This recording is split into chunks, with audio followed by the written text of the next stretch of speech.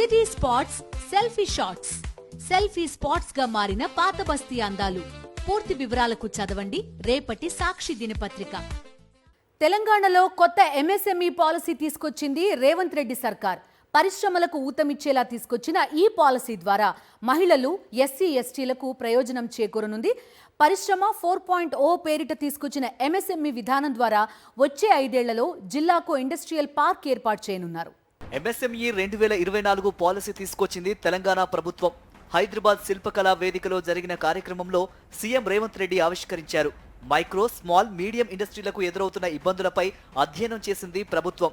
భూమి, పెట్టుబడి, ముడి సరుకు, కార్మికులు, టెక్నాలజీ, మార్కెటింగ్ విషయాల్లో ఎంఎస్ఎంఈలు ఇబ్బందులు పడుతున్నట్లు గుర్తించింది.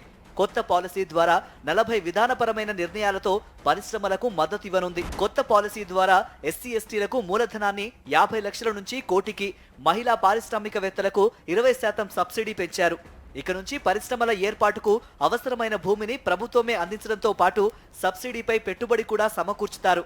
ఇదే సమయంలో ఇండస్ట్రీలకు అవసరమైన రా మెటీరియల్ను సులువుగా అందజేసే విధానాన్ని తీసుకువచ్చారు. మరోవైపు ఐఐటీలు, స్కిల్ యూనివర్సిటీల ద్వారా ఎంఎస్ఎంఈలకు మానవ వనరులను సమకూర్చనుంది ప్రభుత్వం. దళిత పారిశ్రామికవేత్తలను రాణించే విధంగా ప్రభుత్వ విధి విధానాలు కొనసాగిస్తాం. అవసరమైన ఆర్థిక సహాయాన్ని అందిస్తాం. మీరు పరిశ్రమలు నెలకొల్పడానికి అవసరమైన భూ కేటాయింపులు చేస్తాం. ఏ పరిశ్రమ పెట్టాలన్నా రాష్ట్రానికి పాలసీ ఉండాలి.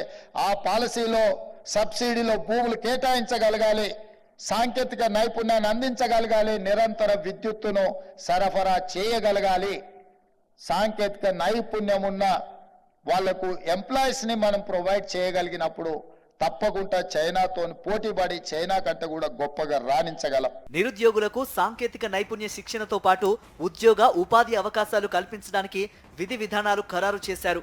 అలాగే వచ్చే 5 ఏళ్లలో జిల్లాకో పారిశ్రామిక పార్కుతో పాటు ఓఆర్ఆర్, RRR మధ్య 10 ఇండస్ట్రియల్ పార్కులను ఏర్పాటు చేయనున్నారు.